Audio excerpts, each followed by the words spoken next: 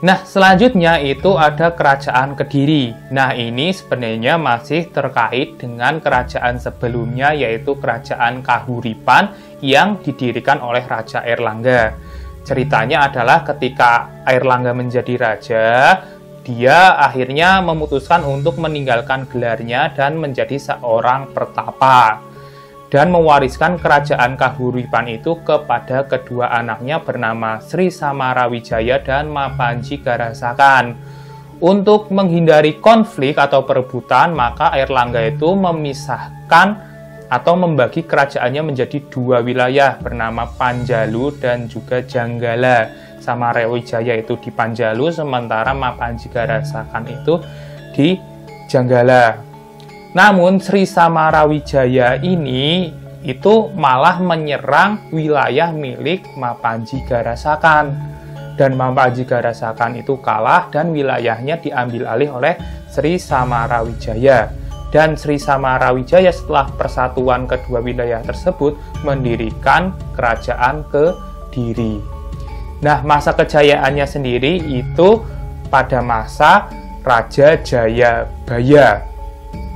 Nah, selanjutnya ada Kerajaan Singosari. Nah, Kerajaan Singosari ini sebenarnya dulunya berupa kadipaten atau kabupaten di bawah kekuasaan Kerajaan Kediri yang dipimpin oleh seseorang bernama Tunggul Ametung.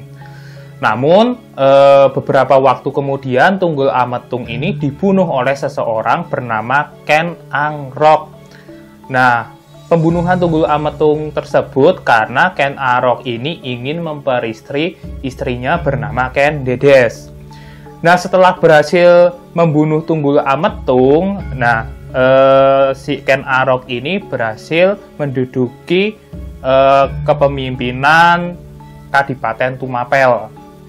Nah, setelah itu Ken Arok dimintai pertolongan oleh para Brahmana untuk menyerang Kediri karena ada permasalahan antara para Brahmana dan Raja Kediri. Nah, dengan kekuatan para Brahmana dan kekuatan-kekuatan dari Tumapel, si Ken Arok ini berhasil mengalahkan Kerajaan Kediri. Nah, setelah berhasil mengalahkan Kerajaan Kediri, Ken Arok akhirnya mendirikan kerajaan bernama Singosari. Namun kerajaan ini itu diselimuti kutukan, yaitu kutukan berasal dari sebuah keris bernama keris Empu Gandring. Nah, kerajaan ini berjaya pada masa kerajaan Wisnuwardana dan berakhir pada masa raja bernama Raja Kertanegara yang sebelumnya juga memperluas kerajaan Singosari juga sampai Melayu.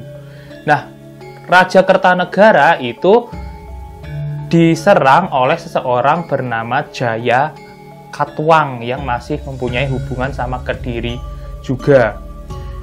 Nah, pada penyerangan tersebut beberapa keluarga Kertanegara dibunuh kecuali menantunya bernama Raden Wijaya. Nah, Raden Wijaya ini sama Jaya Katwang malah diberi sebuah wilayah di sebuah hutan tarik. Nah, setelah itu Raden Wijaya membuka hutan tarik tersebut dan nantinya dia mendirikan sebuah pemukiman dan menjadi sebuah kerajaan bernama Kerajaan Majapahit. Nah, selanjutnya ada Kerajaan Majapahit. Seperti yang saya jelaskan tadi bahwa kerajaan ini itu didirikan oleh Raden Wijaya di daerah sebuah hutan bernama Hutan Tarik, yaitu hutan yang dihadiahi oleh Jaya Katwang kepada Raden Wijaya. Nah, namun sebenarnya Raden Wijaya itu masih menyimpan dendam kepada Jaya Katwang.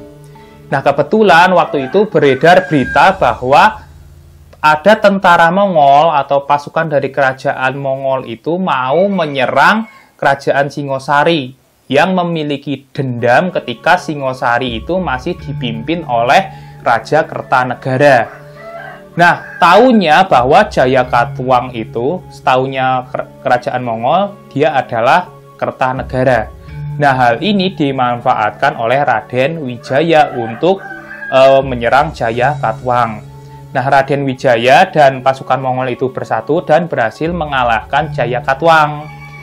Namun setelah mereka menang, pasukan Raden Wijaya ini berbalik menyerang tentara Mongol dan berhasil mencapai kemenangan. Dan waktu itu juga dia mengukuhkan kerajaannya bernama Kerajaan Majapahit. Namun pada perkembangan awalnya itu Majapahit ini banyak diguncang masalah seperti pemberontakan kayak gitu. Setelah Raden Wijaya wafat, terus digantikan oleh Jayanegara, terus digantikan Tribhuwana Tunggadewi, itu masih banyak pemberontakan. Terus masa kejayaannya itu pada masa Raja Hayam Wuruk didampingi oleh patih bernama Patih Gajah Mada. Nah, ini wilayahnya sangat luas disebut dengan Nusantara. Nah, namun Raja Hayam Wuruk dan Gajah Mada ini hubungannya retak setelah ada peristiwa namanya Perang Bubat. Nah, Perang Bubat itu antara Majapahit dan Kerajaan Sunda. Pangkal masalahnya adalah ketika mau ada pernikahan Hayam Wuruk dan Dyah Pitaloka dari Kerajaan Sunda. Nah, Gajah Mada ini berpikir bahwa dengan pernikahan tersebut itu dianggap sebagai Sunda itu mengakui atau tunduk kepada Majapahit. Nah, Raja Sunda itu tidak terima dan akhirnya terlibat konflik dan pecahlah perang. Nah, setelah Hayam Wuruk itu turun tahta, terus digantikan oleh keturunan-keturunannya, banyak terjadi perang saudara. Nah, inilah yang membuat kondisi Majapahit tidak stabil dan beberapa wilayah-wilayahnya itu melepaskan diri. Sempat itu kembali berjaya pada masa Raja Brawijaya V, tapi Brawijaya V itu diserang oleh Girindrawardhana.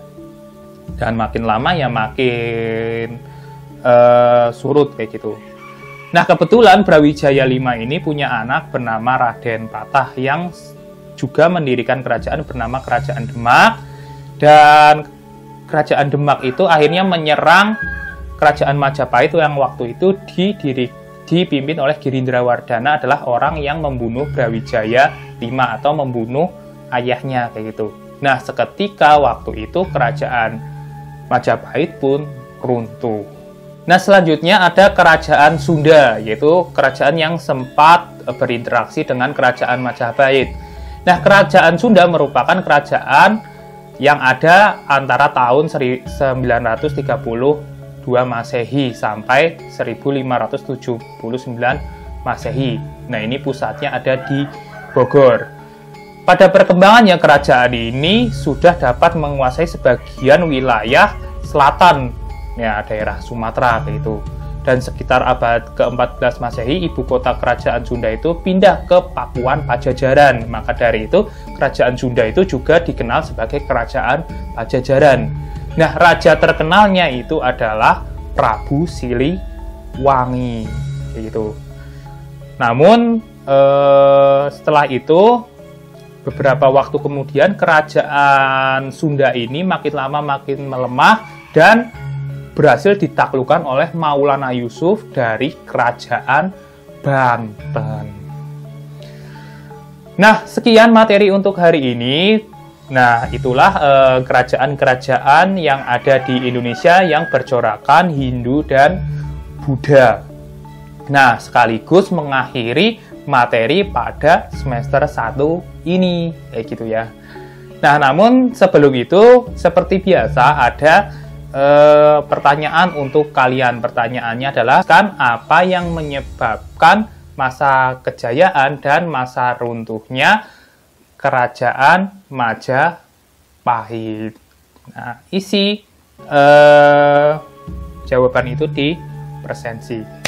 Nah, saya ucapkan semangat untuk kalian, dan mungkin nanti saya tinggal ada 2 tugas lagi untuk mengisi keterampilan. Setelah itu kita free kayak gitu sampai akhir semester. Nah, saya ucapkan tetap semangat dan sampai jumpa.